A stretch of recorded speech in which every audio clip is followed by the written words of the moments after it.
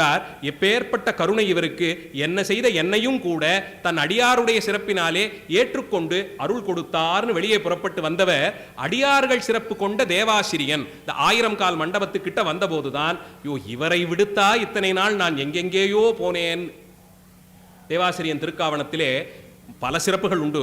அதில் மறக்காமல் பார்க்கக்கூடிய ஒரு சிறப்பு, அங்கே சுவாமியினுடைய அந்த 1000 கால் மண்டபத்திற்கு வெளியே ஒரு 100-200 கல் தூண்கள் இருக்கும். பெரிய பெரிய உயரமான கற்தூண்கள் இருக்கும். அது மேல கூரை வேய்ந்திருக்க மாட்டார்கள். வெறும் அப்படியே நட்டு வைத்தார் போலே இந்த தெற்கு பக்கம் முழுக்க வெறுமனே அந்த தூண்கள் இருக்கும். ஏன் அப்படியே இருக்குங்கிறதுக்கு காரணம் வேற, அது அப்புறம் சொல்றேன். நான் போனீர்கள் என்றால் அந்த தூணை போய் கிட்ட நெருங்கி பார்த்தீர்கள் என்றால் நம் கண் பார்க்கக்கூடிய உயரத்திலே ஒரு 6-7 அடிக்குள்ளே ஒவ்வொரு தூணிலும் தக்கார்க்கு தக்கான் அப்படின்னு ஒரு சிறப்பு திருநாமம் 11ஆம் நூற்றாண்டு சோழர் காலத்திய எழுத்தமைதியிலே வெட்டப்பட்டிருக்கும். தியாகராஜ பெருமானுக்குத்தான் ரசித்து ரசித்து ருசித்து ருசித்து வித்தியாசமான திருநாமங்கள் எல்லாம் எழுதியிருக்காங்க. எவ்வளவு தனித்துவமான திருநாமங்கள் உண்டோ ஒவ்வொன்றும் அவர் அனுபவத்திற்கு மட்டும்தான் பெற்றது. அதிலே அவர் கொண்டிருக்கக்கூடிய பிரத்யேகமான நாமங்களிலே ஒன்று தக்கார்க்கு தக்கான். தகுதியுடையவர்க்கு அத்தகுதிக்கு தகுதியாய் பரிசு கொடுப்பார். நீங்க அவர்கிட்ட போயிட்டு இது வேணும் அது வேணும்னு கேட்க வேண்டிய அவசியமே இல்லை. நம்மை பற்றி முழுவதும் அறிந்தவர். இவருக்கு இதை கொடுத்தால்தான் சரியா இருக்கும்னு பார்த்து அதை கொடுப்பாராம். மற்ற கோயிலுக்கு போறதுக்கு முன்னாடி ஒரு பட்டியெல்லாம் போட்டு போவோம் இல்லையா? திருவாரூருக்கு அந்த வேலை இல்லை.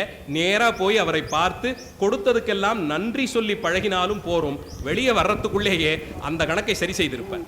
இவருக்கு அடுத்து வேண்டியது இதுதான் இவருக்கு நன்மை செய்யும்னு பார்த்து பார்த்து படியளக்கும் பெருமான் தக்கார்க்கு தக்கான். நாம போய் பெரிய அளவில் எதையாவது கேட்டுடலாம், கேட்டுட்டானேன்னு அதை கொடுத்தும் விடுவார். அதை தாங்கிக் கொள்ளும் சக்தி நமக்கு இருக்கணும். இல்லாமல் போனால் பெற்ற வரமே சாபமா போயிடும். அதுவே பெரிய கஷ்டமாயிடும். அதனால அவரை போய் இதை கொடுன்னு வற்புறுத்தி பெறுவது நமக்கு வழக்கம் இல்லை.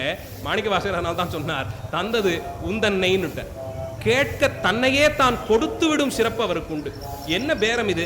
என்னை போய் ஏற்றுக்கொண்டு எனக்கீடா உன்னையே கொடுத்துட்டியே நீன்னா எனக்கு என்ன சிறப்பு இருக்கு? நீ எங்க இருக்கேன், நான் எங்க இருக்கேன்?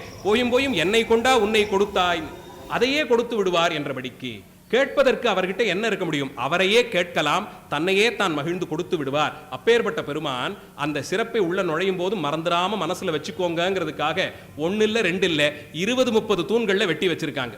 தக்கார்க்கு தக்கான் தக்கார்க்கு தக்கான் ஒவ்வொரு தூணிலும் வெட்டப்பட்டிருக்கும். அதை வாசித்துக் கொண்டே உள்ளே போனோம் என்றால் இவர்கிட்ட நாம் எதுவும் கேட்க வேண்டியதில்லை. நம்ம நிலைமை அவருக்கு தெரியும். எது கொடுத்தா சரியா இருக்குமோ அதை தவறாமல் கொடுத்து விடுவார் என்ற எண்ணத்தோட வரலாம். அந்த பெருமானிடத்தை போய் 1000 கால் மண்டப வாசல்ல நின்று நினைத்தாராம், காண்டலே கருத்தாய் நினைத்திருந்தேன், மனம் புகுந்தாய் கடலடி பூண்டு கொண்டு ஒழிந்தேன், புறம்போயினால் அறையோ